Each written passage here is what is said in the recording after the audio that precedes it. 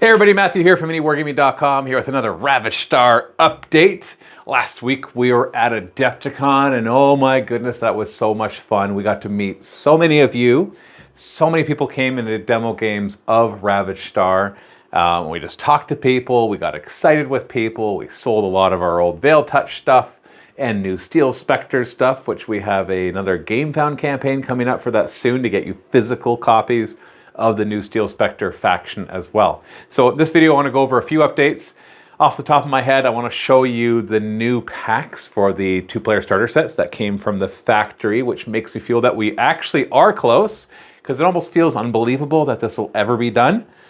But I'm starting to see things and have things in my hands, so I'm starting to believe that this could actually come to pass. And I want to talk about tariffs that have now been put into effect and how that is going to impact Ravaged Star. And I also want to talk about going to retail. We have a lot of people excited about that, including a lot of retailers who approached me at Adepticon wanting to stock Ravaged Star. So I want to talk about those things. Let's start with the exciting stuff, and we'll talk about the more annoying stuff after that. So at Adepticon, we received these from the factory. I think they showed up like a week before Adepticon, but I got to see them for the first time at Adepticon. So what are these? Well, these are the blister inserts, or whatever you call them, the plastic inserts in the 2-player starter sets for the Amari, Gorkog, and Veil Touch. So I'm very excited. There's Siege of Ankar, Mechanical Mayhem, and the other one's escaping my... No, it's not massive. Oh my goodness, I don't know why I can't remember it now. Siege of Ankar is Gorkog versus Amari. Mechanical Monstrosities is Veil Touch versus Amari, and then there's Veil Touch versus Gorkog, which my brain for some reason can't remember the name of, because I just have numbers right here. Anyways, I don't have all of the PVC models in them, because some of those are duplicates, and other ones we just have elsewhere in the building somewhere. But the point is that we were receiving these to approve them for final production. But I want to show you some really cool stuff. I'm going to start with the most cool. Is it bad to start with the most exciting and then work your way back from there? So in this box, we've got a big old Apocalypse, which is the Veil Touch tank. Now I want to kind of show you what you're going to get when you open these boxes. So almost everything is in PVC. The bigger tanks are in an ABS, so they do have a different feel to them, but they look and feel great. This is more like something that you'd see terrain made out of, but because the vehicles are pretty much these big blocky things, they can use ABS, which helps to lower costs and just make some really cool stuff. So you can see how pre-assembled it already comes, so you don't have to do all the assembly, and then you get this really fun stuff like you get to just pop the weapon on top of it. Look at that. Pretty nifty, right? I don't know if I have the Skyfire side. I know we had it, but it's somewhere in the building because we just came back. Oh, it's right there. So here's a fun thing. You do not need to magnetize it. You don't need to choose between these two because it just slots right in there. And it's pretty well in there. Like obviously if I shake it, no, actually it's really well in there. Then it'll come out maybe. And so if you want to have the Skyfire variant, the missile launchers, you can just paint them both up and decide which variant you want to play with. Unfortunately, you can't have both. You'd have to buy another one of these, which right now only comes in these boxes. So just to kind of give you an idea of assembly, so you get to choose between one of these two front things, and everything snug fits right in there. So that front thing, you don't even have to glue it. You could just not glue it if you wanted to. Let's see if I can even get all the parts right here. Let's just put that out of the way. So we got the side sponsons. It just clicks on right there. The other one clicks on the other side. And we've got this little hatch right here, and then we got some of the side weapons. Now some of these you're going to want to magnetize in there. Oh, hold on, I should have put that in first. That one just snug fits. So it's like the stub cannons. I'm going to see if you actually do need to magnetize any of it. We got this little piece that comes in the front. Which way does it go? No, definitely the other way. That just pops in there. That one I would probably glue on because it comes out. And where are the other cannons? Oh yeah, here's the big fat side sponsons that are the flamers. Okay, that one I'm going to definitely want to glue because it doesn't quite stay in. But it fits. It just doesn't, unless I have it on the wrong side. Hold on. Nope, I had it on the right side. So it just doesn't quite snap fit in. Whew. Like I said, glue that part on. We'll get this awesome demonstration I'm doing right here. I'm actually playing with it for almost the first time. We were so busy at Adepticon. But that just goes right there. Those ones aren't really options anyways. They're always on. So there's no reason not to just glue them on in there. So, and the fun part is, this can double as a way to carry your army. Because, and this is maybe why you wouldn't want to glue this part on, you can just pop everything right back in there. And so, now some of them are going to do better than others, because once you assemble some of the vehicles, they might not be able to fit in here. But a lot of the other miniatures will be able to. So you can see all the different miniatures in there, minus a few. Got to pop on the arms for the diplomats there. But that one is cool. I love that big tank. And, oh, what else do we got that's really neat? Okay, so let's look at some Gorkog for our Gorkog fans. So, we got our Macedon. That's a big bad boy. Just nice. I love the PVC. It's like, it's heavy enough, but not too heavy. And then we got our transport for the Gorkog as well, spewing out the grudge. Let's see if I can put him back the right way. Nope. Aha, there we go. I figured it out. I'm so smart. And of course, there's a lot of Veil Touch stuff in here, including the characters and the new jump pack guys, the shredders. And let's see, what else do we have here? That's more Veil Touch. Oh, here's some more Gorkog with our plasma spitters and plasma retchers.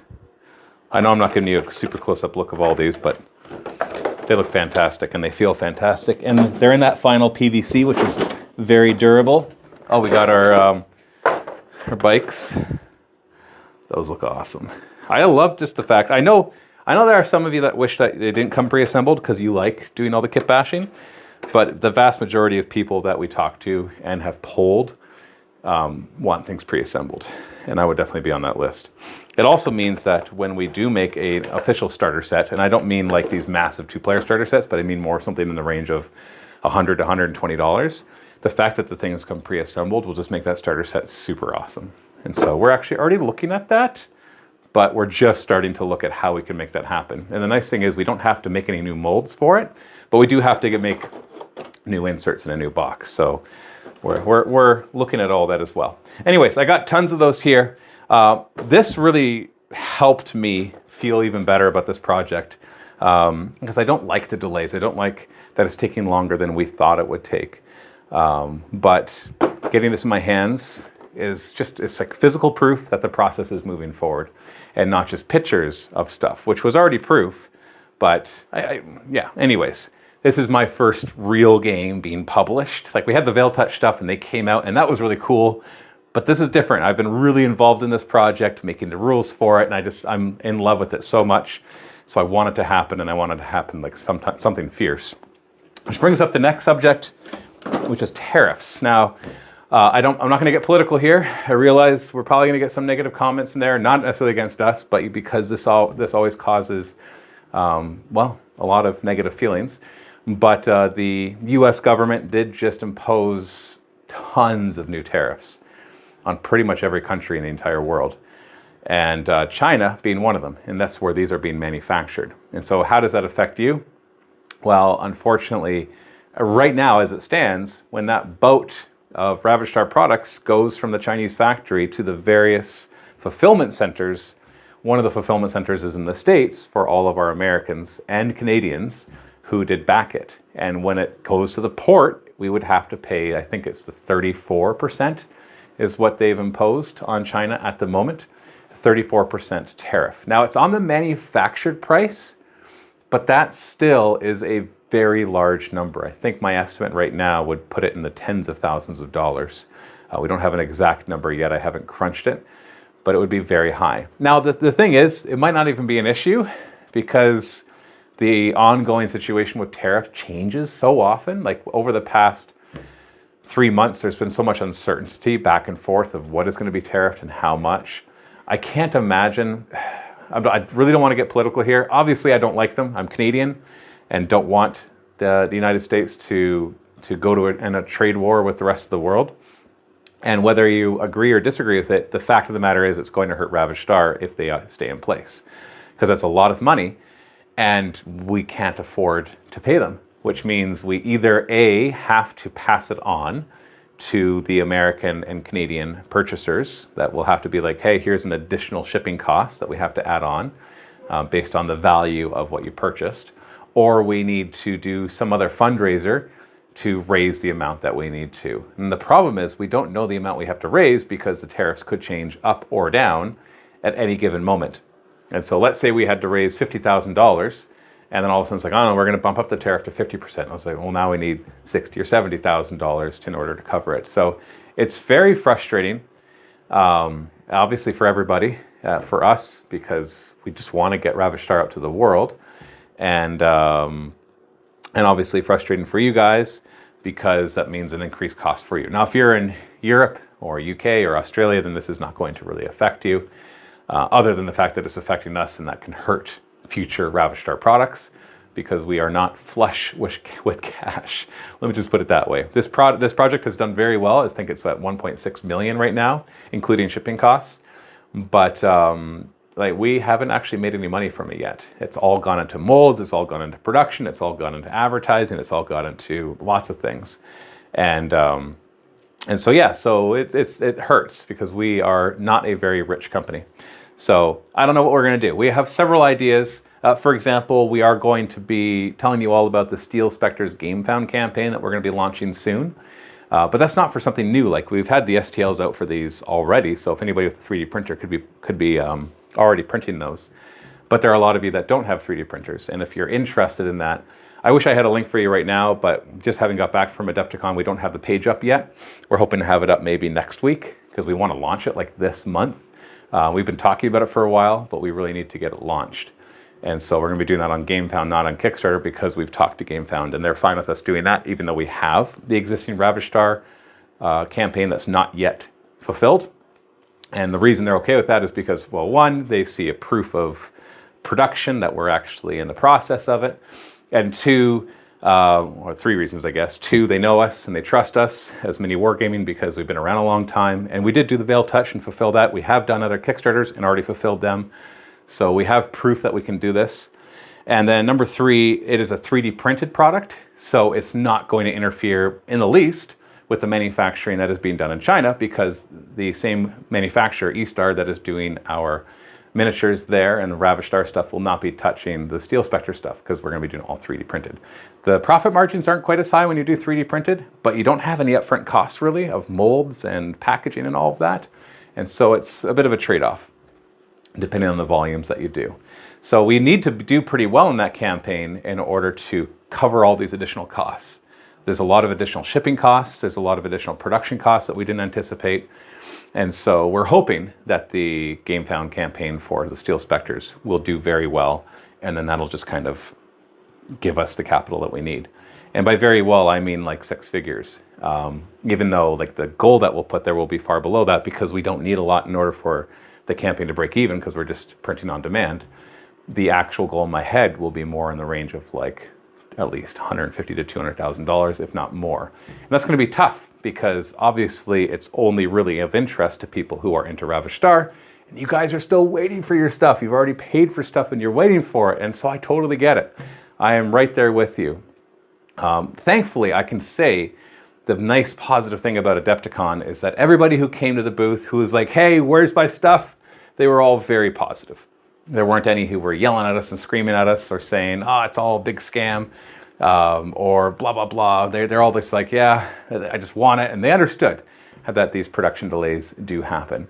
So between that, that's just it. The tariffs, if we can't figure that out soon, it might delay when we can ship from China because I just don't know. So you know what you can do? Leave a comment below in the video, or if you're watching this on the Gamefound update, then leave the comment below. What do you think we should do? What's the best approach? Especially if you're an American or Canadian, and this will directly impact you because the stuff is being imported to the States and then shipped to you. What do you want us to do? Because it's not like we can just let it get to your doorstep and then you pay it. It's going to be when it gets imported to our fulfillment centers. So now the third thing, a little more exciting, is retail. So we've already landed a really good distributor that is Wayland Games. They're going to be taking care of Europe and UK. And they've also got I don't know if it's a partner or if it's their subsidiary or whatever happens to be in the States as well. But their presence is really big in Europe and the UK, and it's just kind of getting going in the States. And so what we're trying to do, at Adepticon, I talked to 3 different distributors who are all interested in carrying Ravaged Star.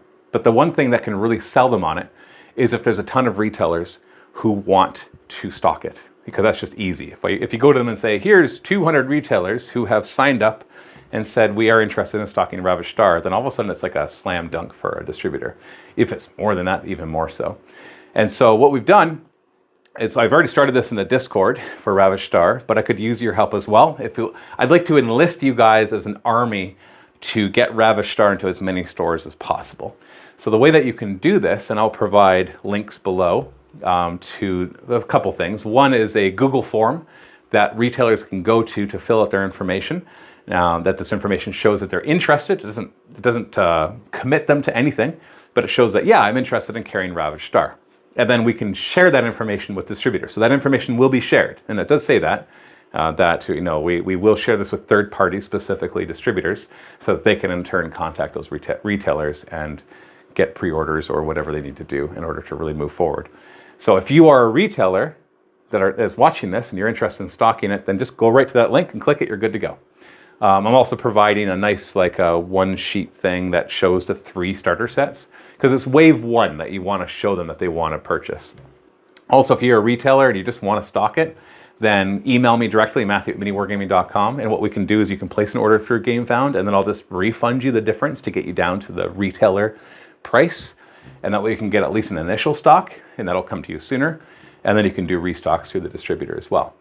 But if you want to have Ravaged Star in your store, then please go to them and talk to them about your passion. Show them if you have existing Veil Touch models or 3D printed Steel Specters, or you can show them the page, or the one little PDF that I'm going to supply right below, or you can send it to the Gamefound and just tell them all about Ravaged Star and how there is a lot of people behind it, and that MiniWarGaming is behind it. So we're going to be promoting it a lot more, especially now that we're back from Adepticon. We're going to be doing regular battle reports and lore videos and all sorts of other stuff to really get this going. We're just ready to take this to the next level because we're so close to actually delivering it. And if you can tell them that if they go and fill out that Google form, that would be of absolute high value to us, then I would be so appreciative. That would make all the difference in the world to us. So that's a fun thing, because I've already got a lot of retailers signed up for that, and I'd love even more, because I'd love to go to those distributors with a nice big list. And by the way, that's for anywhere in the world, not just for North America. If you're a retailer anywhere, sign up, because then we can pass it on to Wayland Games if it's in Europe or UK, or if it's somewhere else, then we might be able to use that to convince a distributor in your local area to stock Ravaged Star as well. Because we don't plan on doing it direct from us, because we're in Canada, and that would just be a logistical nightmare to get that stuff to you as well. So we'd rather go through distributors, really, because it just makes life easier for everybody and makes it easier for retailers, makes it better for distributors, makes it better for us all around. Anyways, so I know that was a long ramble, but I'm very excited for this. Adepticon always gets me fired up, and just meeting everybody and watching the demos, such positivity. Everybody who demoed it, pretty much, not everybody obviously, but the vast majority of people who demoed it really liked it. And many of them walked away with either Veil Touch or Steel Specters, some of the stuff that we were able to bring to Adepticon. So we were very excited about that. So stay tuned for more updates. Again, leave questions or comments below, whether you're watching this on YouTube or you're on the Gamefound page. Thank you so much. Happy wargaming.